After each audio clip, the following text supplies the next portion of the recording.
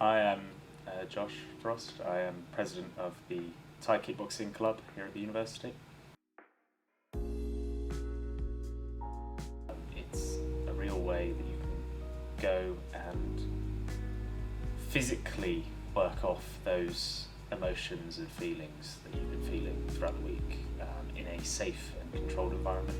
And I think if there wasn't a space like it, you would see a peak in these kind of expressions throughout, on nights out or whatever. So it's quite a nice space to safeguard and protect as well as express. I don't think it's necessarily the most productive term for a multitude of reasons.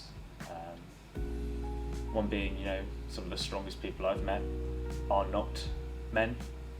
I think the term manning up suggests that a man should be a certain way. I come from my club and I see all these people working towards a certain thing, and they are all different types of men and women. But if we're talking specifically about men, they're all different types of men. They're all different. They all want different goals and aspects from their life. And I think to clump them all together into one term is quite detrimental and, like I said, not very productive.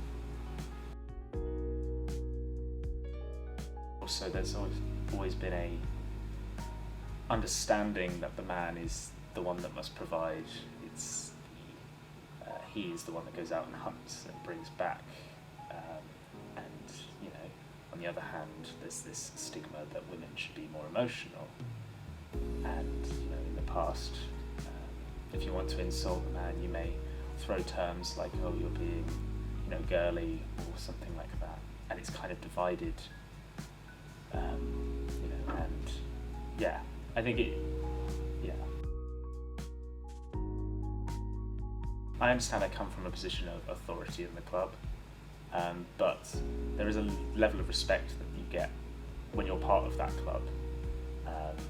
And it's a place where everyone is like-minded and working towards the same goals. So it is easier to talk in that kind of environment because you are part of a unit, part of a family, part of a group, as opposed to being an individual.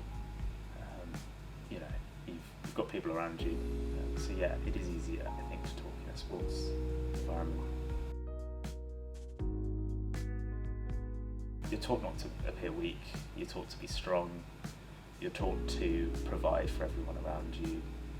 So those vulnerabilities, I suppose, there's a fear of if you appear vulnerable, you'll get cast off, or you won't be accepted as a human, as a person. So yeah. I think it depends on who you ask. I think I've had some good conversations with my male friends one-on-one, and they can be quite honest. But if you put them in a situation where they have to express it to a variety of people, I believe they do downplay it quite a lot. That comes from the challenge again of being the provider, being the strong. I say strong, sex. It's difficult. But yeah, one-on-one, if you're close to them, they may open up, but there's no guarantee there. It's a very carefully guarded secret that I think we all have, that we shouldn't really guard too close to us, but it's just the way the world has turned out. Yeah, I'm okay.